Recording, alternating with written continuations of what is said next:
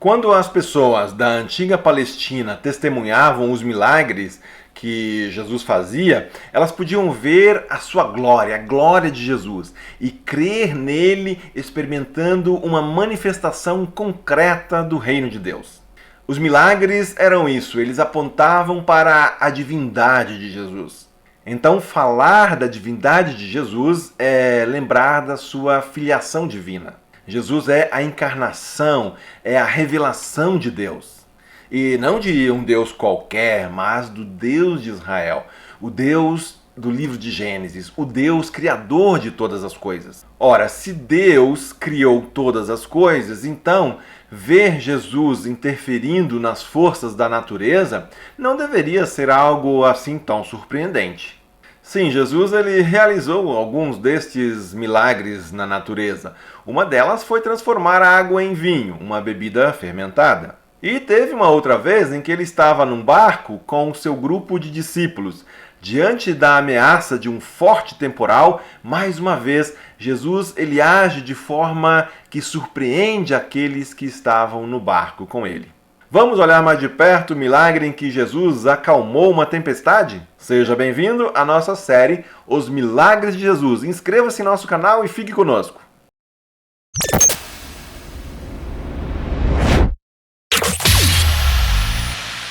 O que você mais quer depois de um dia cheio, de muito trabalho, quando você está exausto? Bom, o mais natural é que você responda que quer descanso e sossego.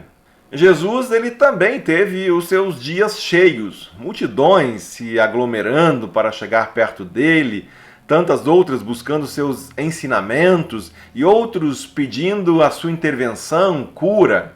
E depois de um desses dias, já ao entardecer, Jesus ele decide entrar num barco de pesca. A sua intenção era atravessar o lago e, quem sabe, descansar um pouco longe de toda a agitação. E é então que outras forças entram em ação para agitar as coisas. Uma tempestade. O texto que relata Jesus acalmando a tempestade, nós conseguimos ler nos 3 primeiros evangelhos. Vamos dar uma conferida em Mateus 8, 23 a 27. Entrando ele no barco, seus discípulos o seguiram. De repente, uma violenta tempestade abateu-se sobre o mar, de forma que as ondas inundavam o barco. Jesus, porém, dormia. Os discípulos foram acordá-lo, clamando: Senhor, salva-nos, vamos morrer! Ele perguntou: Por que vocês estão com tanto medo, homens de pequena fé? Então ele se levantou e repreendeu os ventos e o mar, e fez-se completa bonança. Os homens ficaram perplexos e perguntaram: Quem é este que até os ventos e o mar lhe obedecem? Mateus 8, 23 a 27. Bom, as tempestades, aquelas com raios, trovões, chuva, ventos, são comuns a todos nós. Quem nunca presenciou uma tempestade? Elas podem ser mais fortes, podem ser mais suaves, podem ser violentas, causar muitos danos, inclusive levar a tragédias e morte. Passar por uma forte tempestade em terra pode ser já uma experiência bastante assustadora. Imagine então quando num barco em alto mar ou num grande lago. No caso aqui, o Lago da Galileia, também conhecido como Mar, o Mar da Galileia, possui aí cerca de 19 quilômetros de comprimento por 13 quilômetros de largura. Especialmente para aquela época, era sem dúvidas um verdadeiro mar, especialmente se nós imaginarmos que não havia nenhuma das grandes tecnologias de embarcação, comunicação, previsão climática, tudo aquilo que nós temos nos dias atuais. Se verificarmos o contexto, veremos que o dia de Jesus tinha sido bastante agitado e certamente ele estava exausto. Então ele encontrou ali um espaço, uma parte tranquila do barco e logo adormeceu. A ideia de atravessar aquele lago era também buscar uma região mais tranquila, quem sabe do outro lado, onde ele pudesse ter alguns minutos longe da multidão que sempre se aglomerava em torno dele. Eu não sei o quanto você que aí me assiste já esteve num barco ou num navio, especialmente em condições adversas, enfrentando tempestades que agitam a embarcação. Na versão do Evangelho de Marcos, essa travessia ocorreu à noite, o que sem dúvidas deixava as coisas ainda mais tensas. Eu, se for pensar nas minhas experiências, no máximo eu estive aí em jangadas bem precárias, feitas de talos de bananeira, bambus, uma vez também num caiaque e na maioria das vezes em lagos bem seguros, né? Pedalinhos nesses lugares turísticos, em lagos com águas muito calmas. O mais perto que eu cheguei aí de uma experiência, que é a experiência dos verdadeiros marinheiros, talvez tenha sido a travessia nas famosas barquinhas sobre o Rio São Francisco, entre Petrolina e Juazeiro, e depois nas balsas que atravessam o litoral ali do Paraná, Paranaguá, para a Ilha do Mel. E felizmente as coisas sempre saíram bem. No caso aqui do nosso texto, quando a tempestade começou, provavelmente os discípulos de Jesus eles não se assustaram. Afinal de contas, alguns deles eram pescadores, eles estavam acostumados a navegar por ali. Certamente eles já haviam enfrentado outras tempestades. Mas, ao que parece, essa tempestade não era uma tempestade qualquer. As condições que envolvem ali a geografia e o clima da região do Mar da Galileia permitem a formação de tempestades muito rápidas que podem assustar até mesmo os marujos mais experientes. E foi isso que aconteceu quando Jesus e os seus amigos estavam nessa travessia. As águas rapidamente começaram a se agitar e os ventos levantavam ondas que sacudiam a embarcação, colocando água para dentro. E mesmo que nós nunca tenhamos passado por nenhuma experiência semelhante em nossas vidas, hoje, com os filmes, os documentários, já é possível sim termos uma ideia do que significa uma embarcação em alto mar sendo fustigada pelo vento e pelas águas revoltas.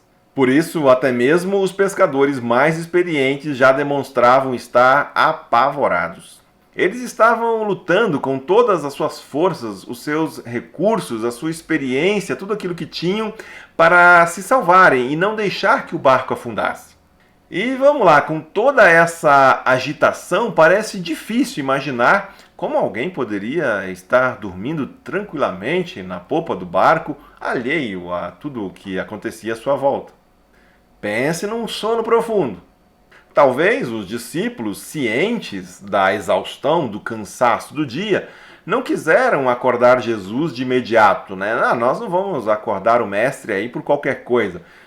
Eles queriam deixar Jesus descansar. Aconteceu, no entanto, que a situação chegou a um nível de perigo e urgência que eles não tiveram mais como ignorar a ajuda. Talvez, antes de acordá-lo, eles tivessem imaginado que, certamente Jesus vai acordar por si mesmo. Tanta é a agitação com essa tempestade, e nosso esforço aqui, nossos gritos, em algum momento ele vai acordar e vai nos ajudar. Enquanto os discípulos estavam ali tentando equilibrar a embarcação, retirando água que insistia em entrar, de vez em quando, quem sabe, eles se entreolhavam como querendo dizer, será possível que ele não vai acordar? E como realmente Jesus não acordava, resolveram, aparentemente já sem muita paciência e desesperados, ir lá e acordar Jesus. As palavras exatas utilizadas pelos discípulos são diferentes nos diferentes relatos aí dos evangelistas. Em Mateus, Senhor, salva-nos, vamos morrer. Em Marcos, Mestre, não te importas que morramos? E depois em Lucas, Mestre, Mestre, vamos morrer. As pequenas diferenças não são suficientes para mudar o fato de que os discípulos aparentemente já estavam entregando os pontos. Parece que eles já não viam mais muitas chances de sobrevivência. Eles já estavam no limite de tudo que podiam fazer para não naufragarem. Por isso, eles vão lá e acordam Jesus com uma pergunta impaciente: Mestre, não te importa que morramos? Em outras palavras, é como se eles tivessem dito: Mestre, a gente aqui desesperado à beira da morte e o senhor aí dormindo como se não tivesse nem aí.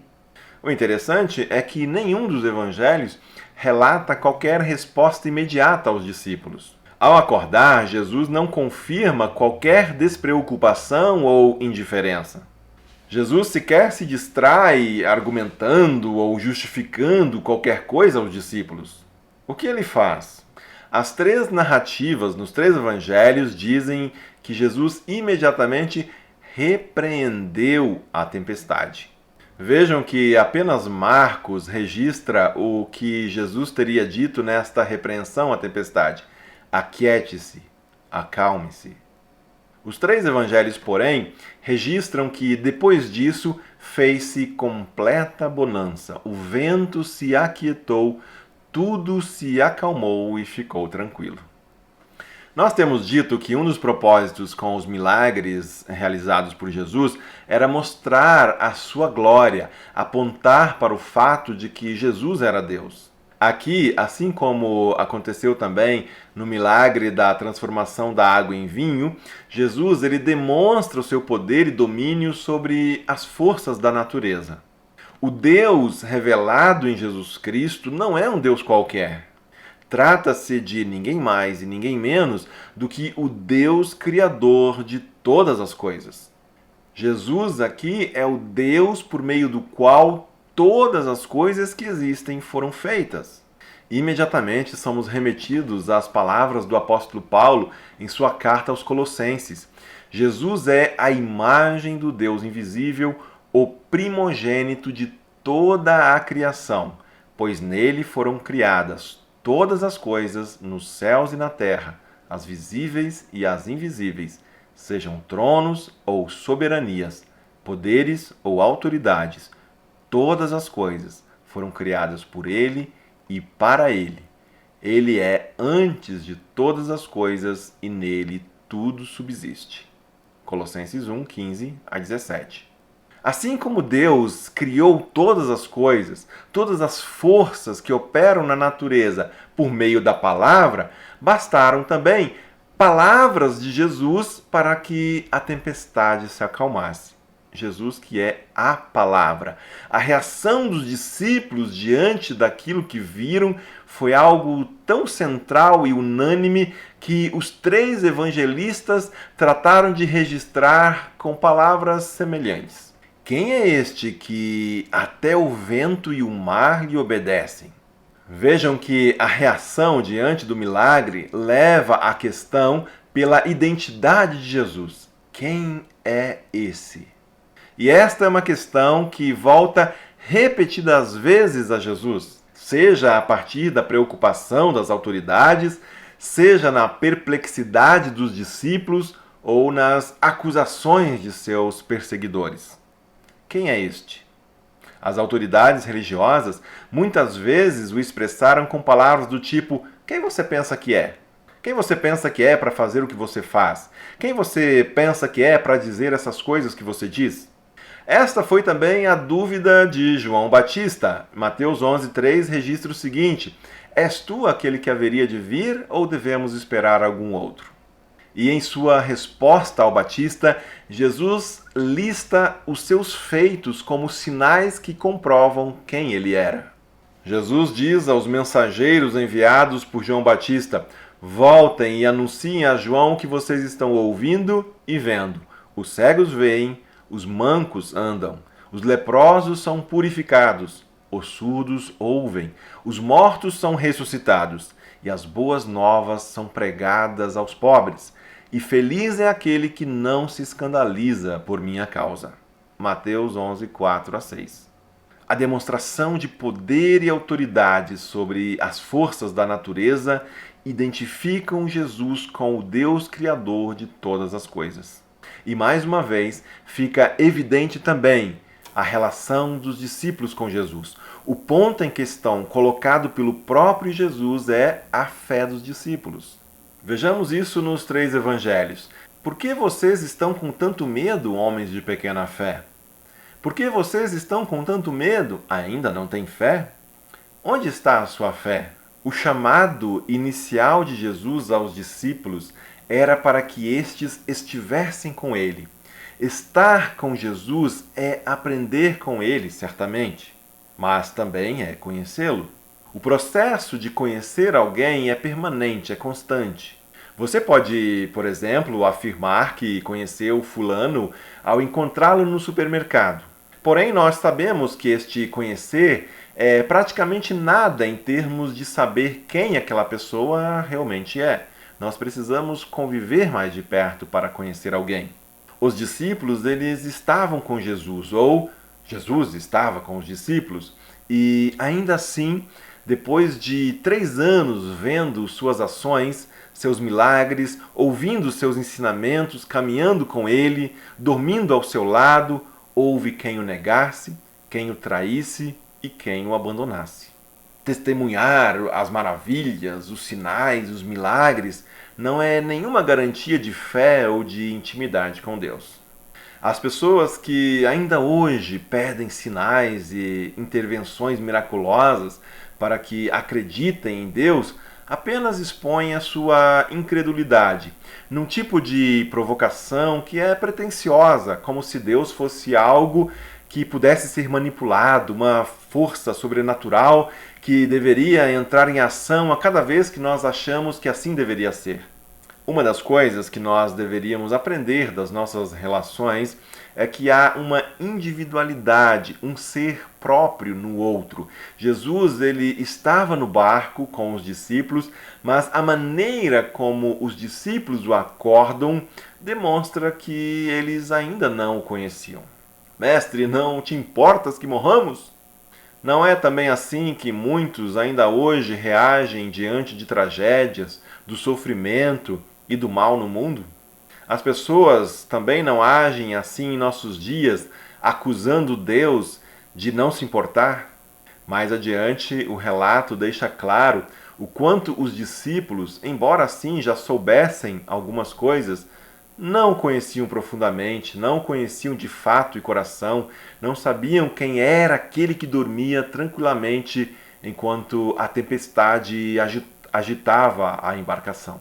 Quem é este que até os ventos e o mar lhe obedecem? Mais uma vez, o propósito maior fica claro, fica evidente: revelar Jesus e toda a sua glória. Ali, junto na embarcação, sujeito às tempestades, estava ninguém mais e ninguém menos do que o próprio Deus, o Criador do mar, o Criador dos ventos, o Criador das águas, das criaturas marinhas, do sol e de tudo que existe. Quando nós ignoramos isso, nem sempre a consequência imediata é a incredulidade. Muitos que se dizem ateus, descrentes ou coisas do tipo, na realidade, bem no fundo, eles creem. Assim como os próprios demônios também creem. Eles sabem, bem lá no fundo, que existe algo mais, que há um Deus. Seria muita tolice seguir simplesmente pelo caminho da negação. O problema não está no fato de crer ou não na existência de alguém. Eu posso crer na existência da minha mãe, eu posso crer, acreditar na existência do meu pastor, do meu médico, onde eu vou me consultar, eu posso crer em tantos outros. O ponto é, eu os conheço? Eu confio neles? Este conhecer sem confiança, sem fé, não gera incredulidade, gera medo. É exatamente isso que aquelas poucas palavras de Jesus dirigidas aos discípulos revela. Por que vocês estão com tanto medo, homens de pequena fé? Por que vocês estão com tanto medo? Onde está a sua fé? Jesus, ele nunca precisou repreender ninguém porque essa pessoa demonstrava fé demais, fé em excesso. A falta de fé, a dificuldade para confiar é uma marca que todos nós carregamos. E a esperança diante da nossa falta de fé é que a fé não precisa ser muito. Jesus, como Deus, o agente da criação, ele possui toda a autoridade sobre todas as coisas. Podemos, sim, descansar e confiar inteiramente nele. Mas, claro, nem sempre será fácil, especialmente quando as tempestades, as agitações, as ameaças da vida se impõem. Saber que o Mestre do Universo está a bordo conosco nem sempre parece o suficiente para nos deixar confiantes e seguros. De qualquer modo, se uma coisa os discípulos acertaram, mesmo que pudessem ter feito isso antes, é que eles clamaram a Jesus, clamaram a pessoa certa. Infelizmente, nós somos assim, nós lembramos de Deus quando as coisas parecem não ter mais solução, quando nós esgotamos os nossos próprios recursos, então nós também gritamos, meu Deus. Mas ainda assim, Ainda bem se lembramos. Muitos que estavam testemunhando como Jesus podia controlar os ventos e o mar, eles conheciam a história de como Deus, por meio de Moisés, abriu o Mar Vermelho, ou como as águas do Rio Jordão pararam de correr nos dias de Josué. Nós hoje sabemos, além destes, também os relatos que chegaram a nós sobre Jesus e os seus milagres. O quanto isso é suficiente para fortalecer a nossa confiança, a nossa fé? Sinceramente, eu não sei. Diante da minha incredulidade e medo, conforto-me naquelas palavras daquele pai de um menino endemoniado que nós encontramos em Marcos 9:24. Creio, ajuda-me a vencer a minha incredulidade. Mas aqui nós já entraríamos em outro milagre de Jesus. Quero acrescentar ainda que o medo em si, como quando nós nos assustamos diante de uma determinada situação no dia a dia, é coisa normal. A segurança proveniente da fé em Deus e que afasta o medo, trata-se de um medo existencial, aquele medo que angustia a alma. O medo da morte, o medo da falta de significado, o medo da perda da identidade, o medo da perdição eterna. Jesus várias vezes chegou aos discípulos com a exortação: não temas. Enfim, o Jesus dos evangelhos é o Deus criador do Gênesis. Ele não é apenas um remédio baseado numa confissão positiva, um recurso psicológico para apaziguar corações aflitos ou um amuleto de prosperidade pessoal. Infelizmente, diversas teologias acabam reduzindo Jesus a essas fórmulas paliativas, promovendo um consolo barato e momentâneo. Mas não, Jesus não é apenas algum tipo de força ou energia espiritual que pode ser invocado em meditações que acalmam tempestades abstratas de um coração indefinido.